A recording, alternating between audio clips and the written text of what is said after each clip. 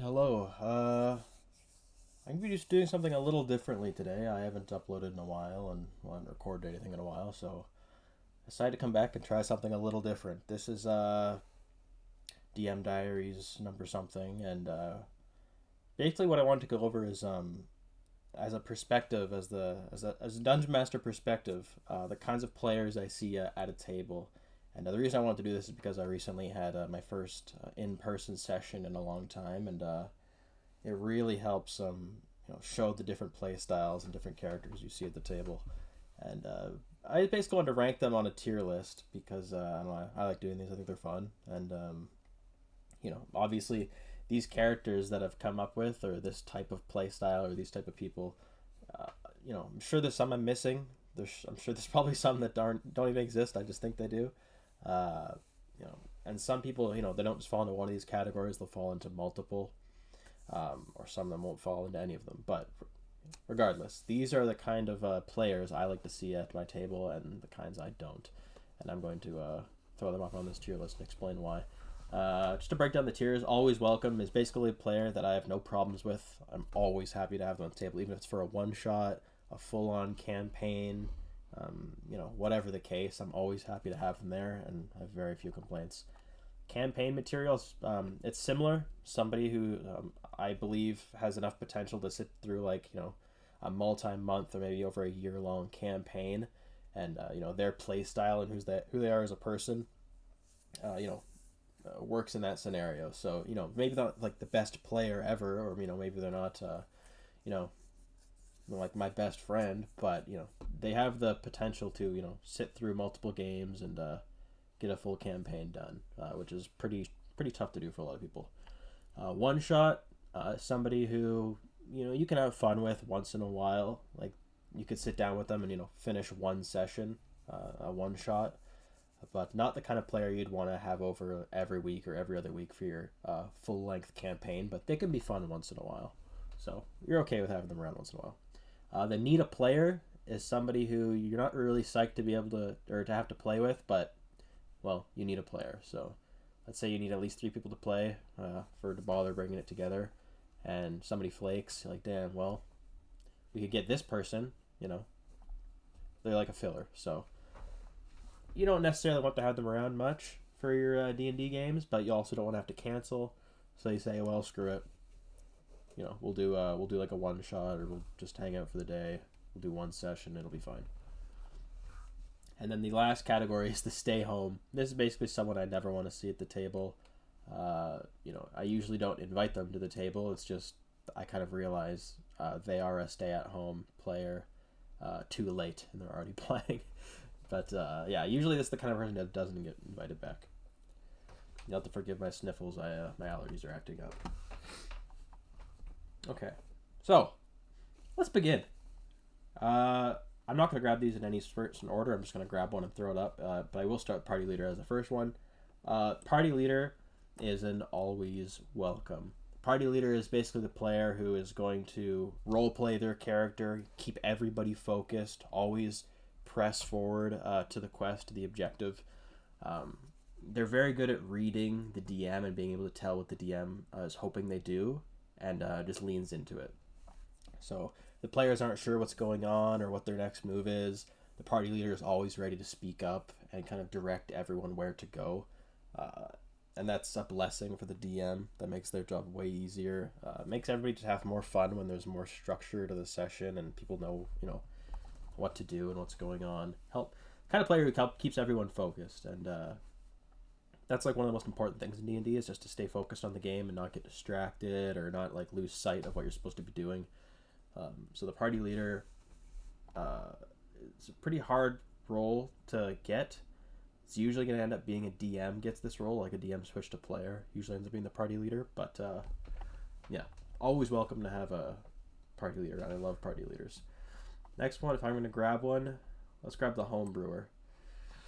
So the home brewer is an interesting one because as a DM, at least my campaigns, I homebrew like 80% maybe of the content. The other 20% I grab from the actual source material. where I have issue is player homebrewers, because often if you're a player and you want to homebrew something, it's because you want to make a really wacky, over the top character. Typically, that's what you're. I mean, that's all you really have control of as a player is your own character, right? So when you homebrew, it means, oh, I want to be, I don't know, I want to be a snake person with wings or some shit, and you come to the table with this wild ass character sheet, or maybe just the idea like session 0 you want to build this character, and you're going to be disappointed when the DM says no, you can't be a dragon that flies around at level 1. So that can be a real bummer for the player, and then also for the DM to have to disappoint you.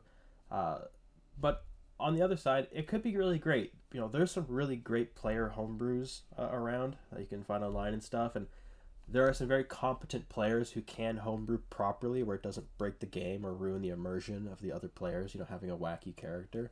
But that's very hard to do. So like a skilled player, or a player who's been playing a long time, can do a homebrew style. But I think for the average player, coming to the table with this weird homebrew is not going to be very fun for everybody else, and it's going to make the other players feel less special. So it's a bit of a coin toss, the homebrewer, so I'm going to leave them in one shot. They're interesting to see sometimes, but it can really go wrong if you're not careful. Next I'm going to grab is the comedian. So the comedian, this is a tough one too. Usually their gameplay when it comes to comment and stuff is pretty like normal, pretty average. What they're trying to do really there is just make sure their friends have a good time and just try to get a laugh. So they're usually playing like a charisma build, or like, just some character where they can create funny scenarios and like crack jokes, or, do the unexpected thing that makes everybody go, what the hell? And I mean, that can be great. Everyone's there to have fun anyway, so there's nothing wrong with being funny. You have to be careful though, as the comedian, not to derail the role play into just, bullshit. If someone's trying to be serious, or wants to do a serious role play, the comedian can kind of spoil that. But on the other side, if there's not much combat going on, the comedian can really shine in the role play, like in a tavern scenario where there's like a bunch of NPCs interacting and players talking in character. The comedian can be a cool character to have around. Can really lighten the mood and just make people feel more comfortable role playing. So they're kind of like the homebrew. They can kind of go either way. It's not like a trait I'm super excited about. I wouldn't bring somebody into the campaign just because they're really funny. So I'd probably leave them in one shot. They can create good memories, but I don't know if they're campaign material. The next is the follower. And this is going to seem like a weird rating, but I'm just going to throw him up there and I'll explain why. He's campaign material. Now the follower is basically a player, not a noob. We'll get to noob in a second. They're similar, but the follower is basically somebody who is going to just have the leader lead the party, and they're going to follow them the whole way. And the follower is just going to say yes all the time. They're very yes and oriented. They're gonna follow the party into the dungeon. And they're gonna spring traps. They're gonna just walk into things. They're a player that is just happy to be there and happy to be told what to do by the other players. Not in like a malicious way, but just they're very interactive. They want to play the game. They want to just interact with everything, and they're just gonna say yes and just walk forward. They're not gonna be distracted by their phone or something like that. Typically, they're just very ready to enjoy everyone's company and enjoy the game. And because they're ready to be a part of the game, they just want to experience it. So they're just going to do things that seem like they're supposed to. If there's a big dungeon door that looks cursed, they're just going to walk up to it and try it, because they just want to follow along and just try things out. And no, I really like the follower. Maybe not the strongest player in terms of role play. Usually when the role play happens, they're just kind of like agreeing with the party leader, or just like saying okay to NPCs, and they're not really developing a super strong character a lot of the time. But that's really the only flaw, is that their character can sometimes be a little forgettable. But other than that, always happy to have a follower around. Maybe not a bunch of followers, but at least one follower for sure. So I'd put that in campaign material. Now let's go down here. Let's pick another one. Let's go The self-insert. All right, so the self-insert can go a lot of ways. I'm gonna put that down here as a need a player for now. Maybe I'll convince myself to move it up. But the self-insert is basically somebody who just puts themselves in the game, and you can kind of just tell that their character is just them with a sword and a cloak. Usually the kind of people who do this are they want their character to be kind of edgy and cool and low key. They'll sit in the corner, eat a sweet, not say much, unless they're saying something they think sounds really cool, but it usually isn't to the rest of the party. Usually play a rogue. Yeah, the self-insert is kind of a sad character to see come up, because they'll never put on a voice, which you don't have to, obviously, but it's cool to role play with a different voice. But they will never. It's just gonna be their voice. They're just gonna do the same things they would do in that scenario, which is probably not say much, just kind of like hang out, be a follower, but not even really like interact unless forced to. They're just gonna follow the party and not do a whole lot. Just try to be cool, which isn't cool. But yeah, I'm gonna put the self-insert here. They're not like gonna harm the game, but they're not even gonna really do that much. So they're gonna just be like a filler. All right. Actually, you know what? Before I do this next one, I better blow my nose.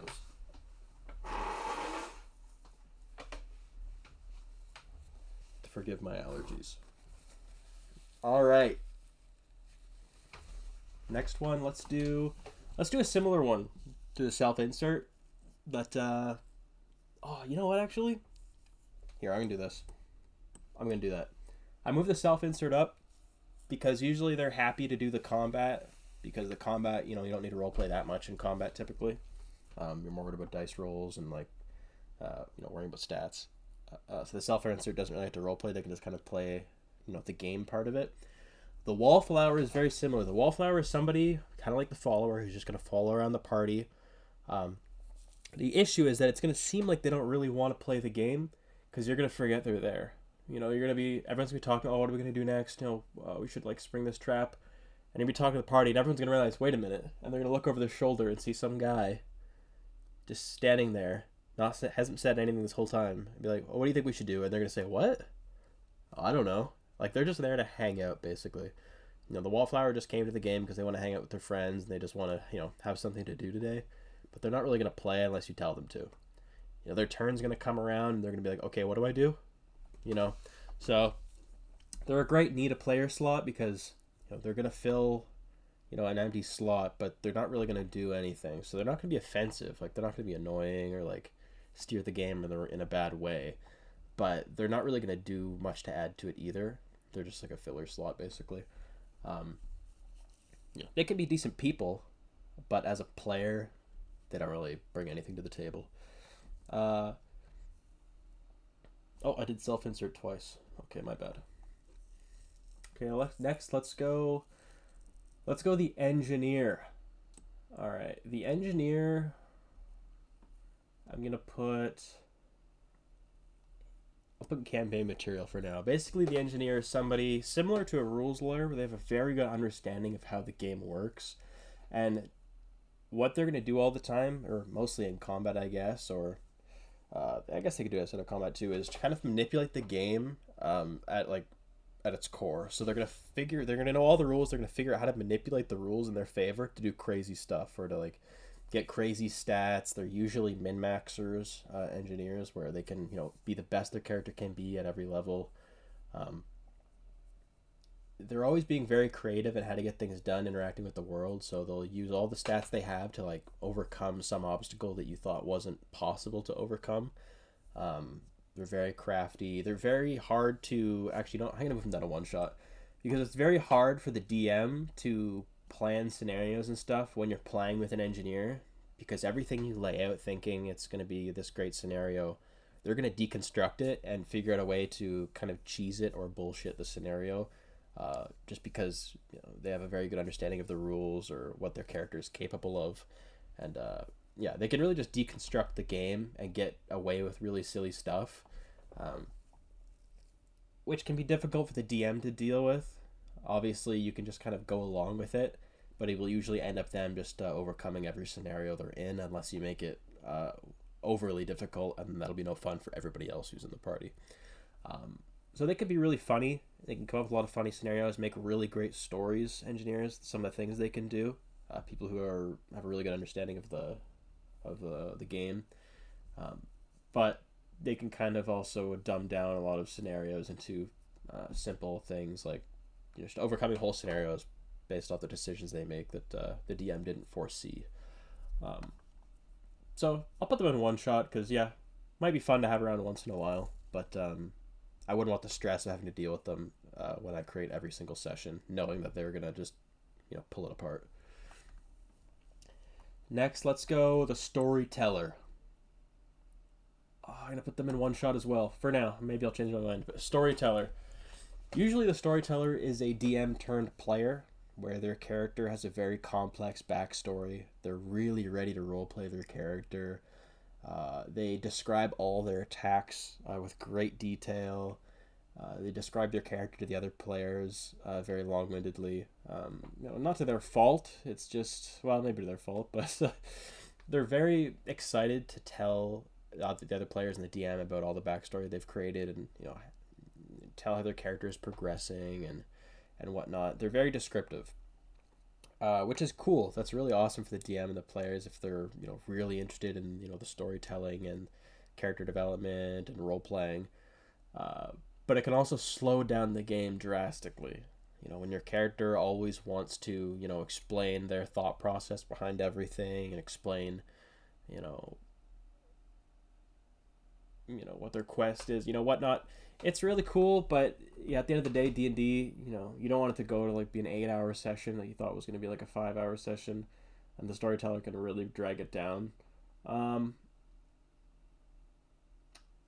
they are really good role players, and they're usually very invested in the game they're in. So, I'm gonna order. I wasn't gonna order these, but I'm gonna order them. I'm gonna put this at the top of one shot for now. Yeah, we're gonna order these.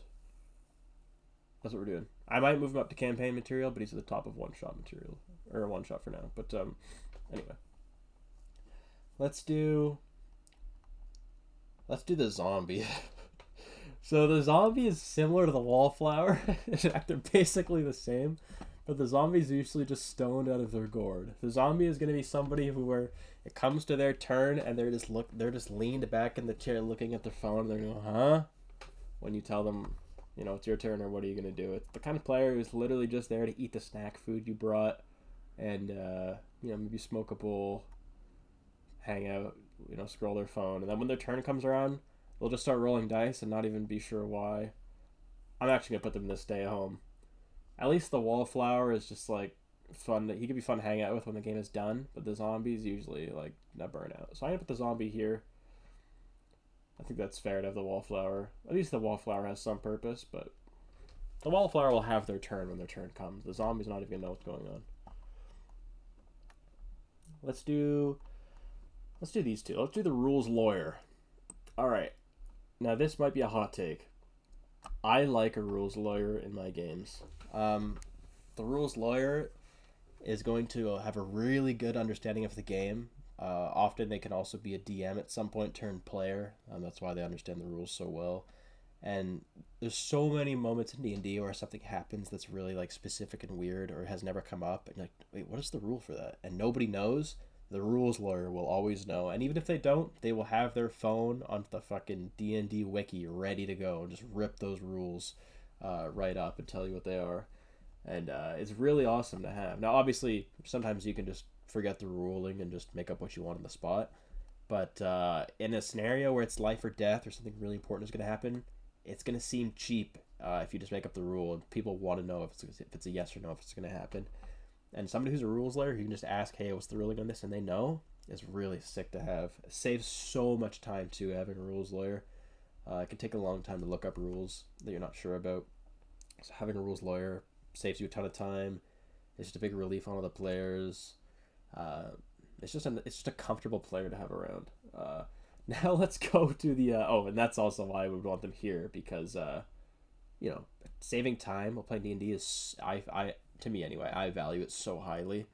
And this can save you a ton of time having one of these. Usually the person is also very dedicated to the game if they're a rules layer. You know, they're paying attention all the time. That's why they understand the rules so well, so they're usually focused, which I like. So they're up there. Now we'll do rules Nazi next. Now the rules Nazi,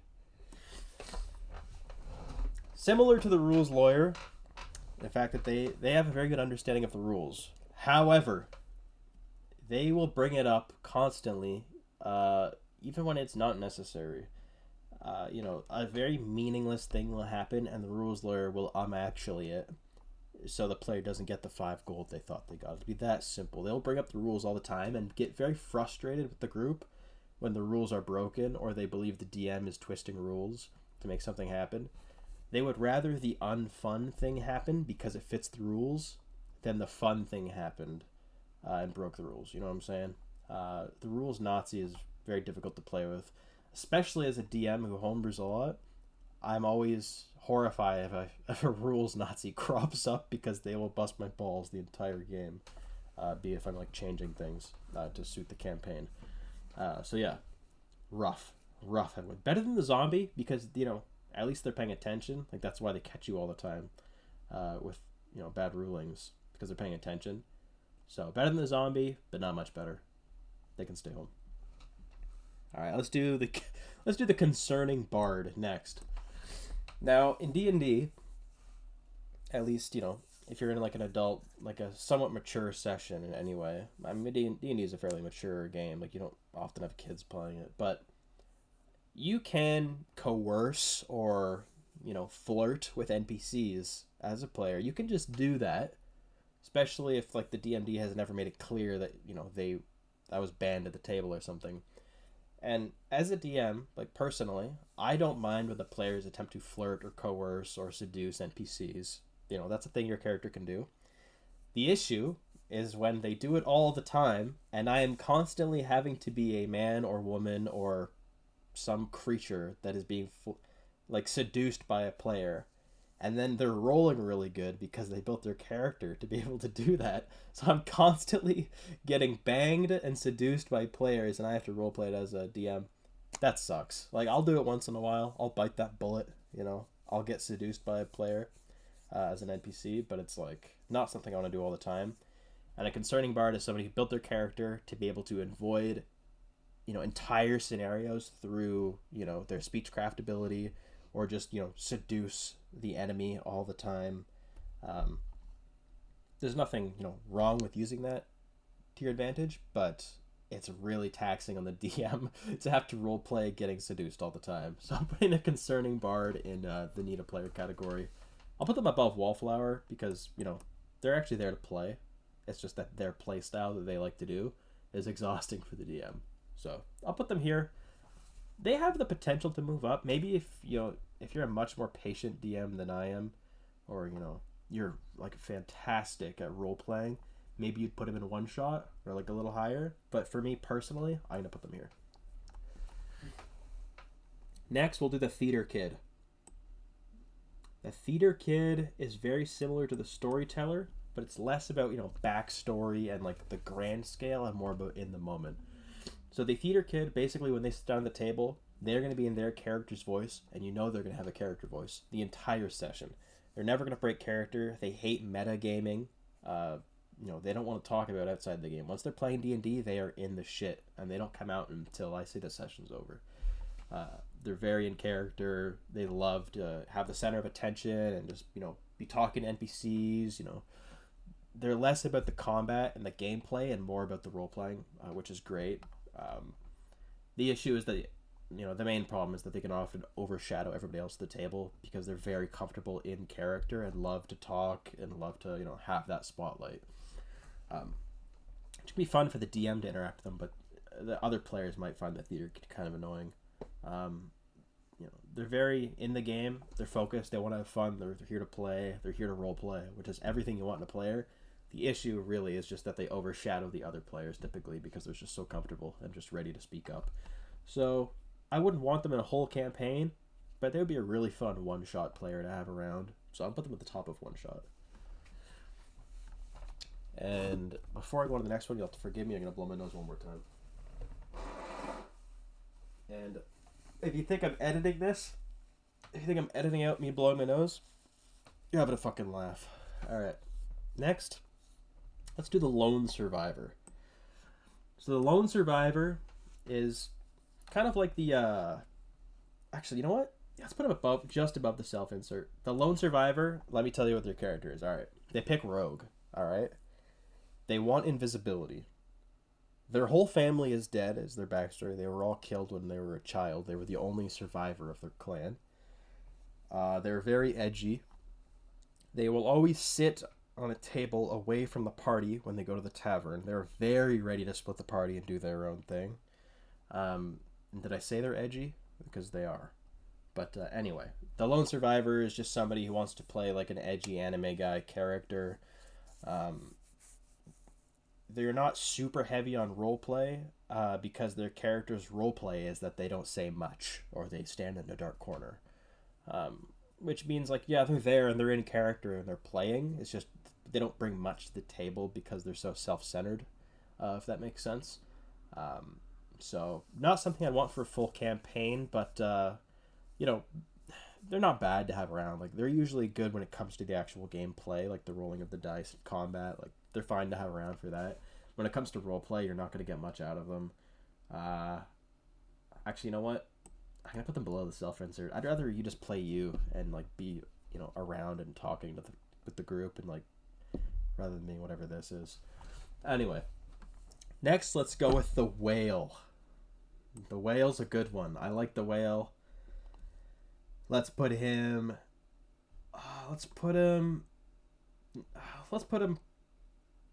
Yeah, probably above the comedian. Basically, the Whale, somebody comes to that table... and you know they're bringing shit. They bust out their backpack. It's got play mats. It's got dice out your... Oh my god, the dice. They shake that backpack out, and your fucking whole table is covered in dice, miniatures, you name it, props.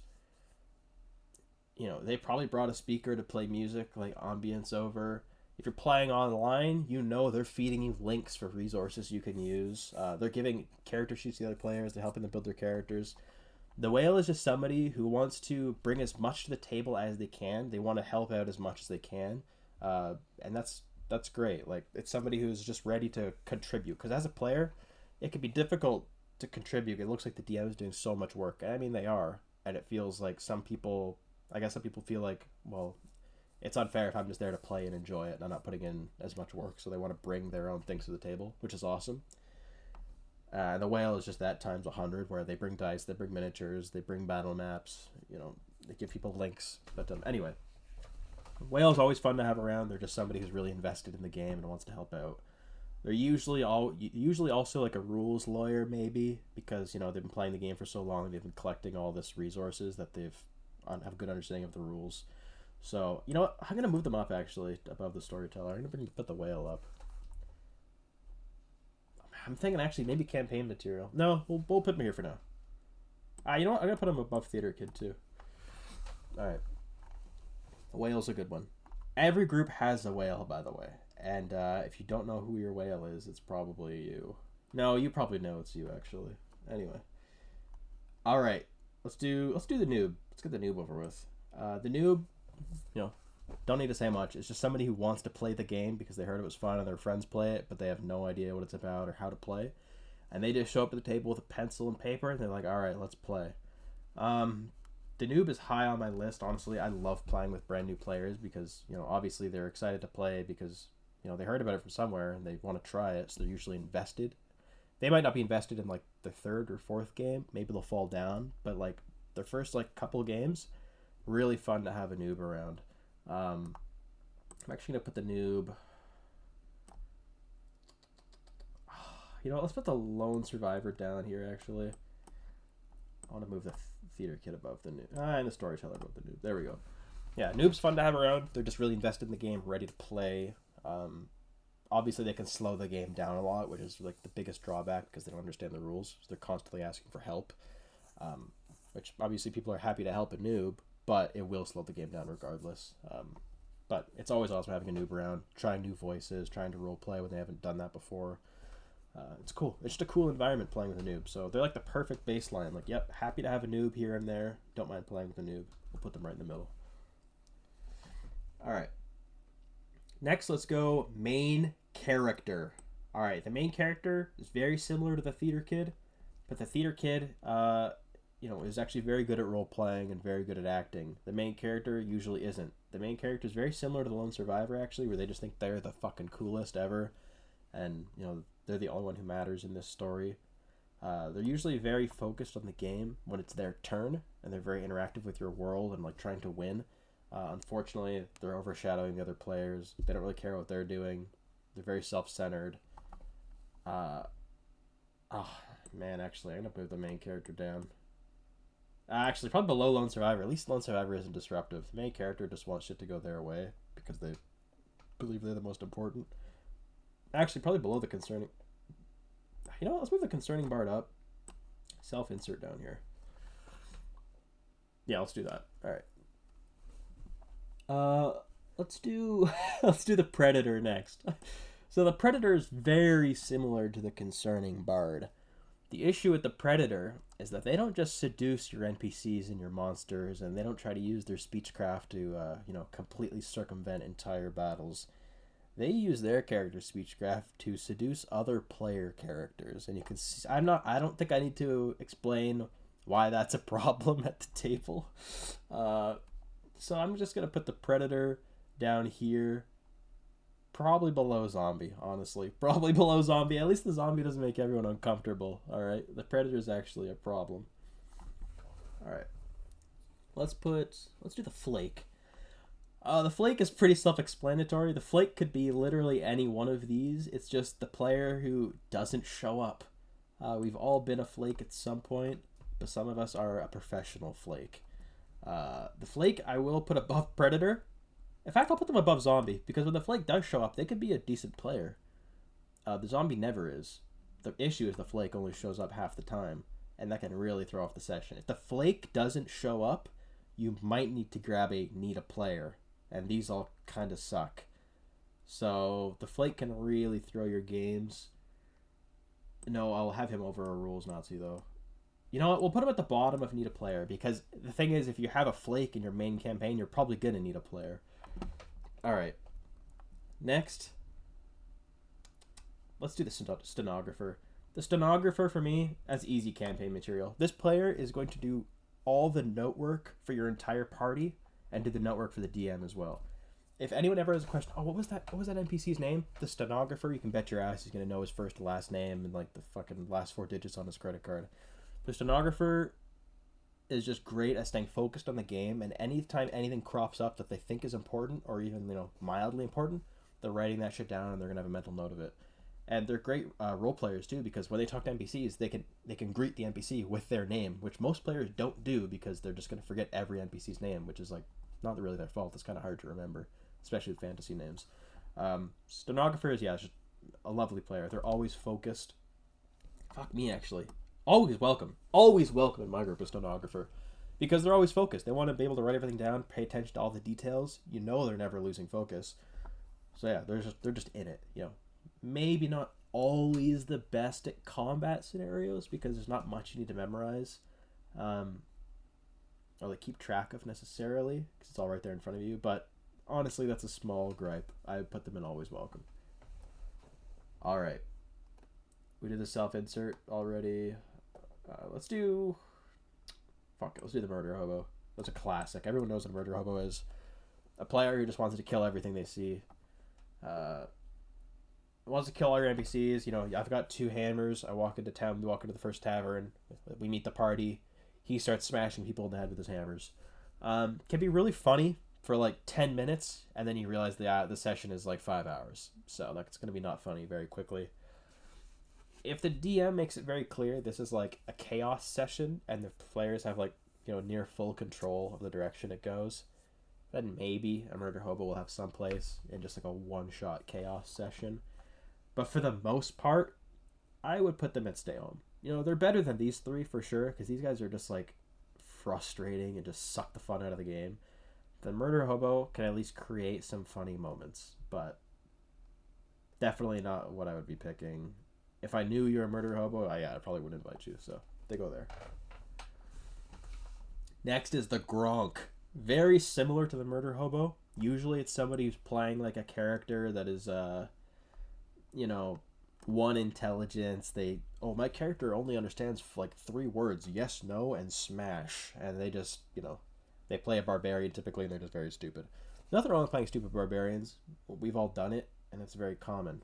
The issue is people who role play their character so stupid that they don't understand social scenarios, and they kind of are just playing like a walking, like meat stick.